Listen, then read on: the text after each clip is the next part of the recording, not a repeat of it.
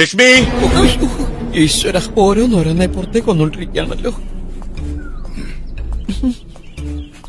ചമ്പക്കുളത്തുള്ള നമ്മുടെ കറിയാച്ചന്റെ അമ്മ മരിച്ചുപോയി. ഞാൻ അവിടെ വരെ ഇത് പോവാ.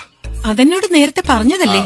അല്ല, ഞാൻ പോകുന്ന സമയത്താണ് ആ തേങ്ങയിടീലുകാരൻ വരുന്നതെങ്കിൽ തേങ്ങ വീടിന്റെ പുറകെ മുറ്റത്തിടാൻ പറഞ്ഞാൽ മതി. ഈ മാസം കായ്ഫലം കുറവാന്നാ തോന്നുന്നേ. കായ്ഫലം അല്പം കുറഞ്ഞാലും പേട്ട് തേങ്ങ ഉണ്ടാവില്ല.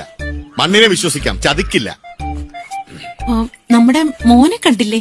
അരെ, ഇവിടെ മനു? ഞാനാ. ആഹാ, നീ എപ്പോന്നു? കുറച്ചേരായി.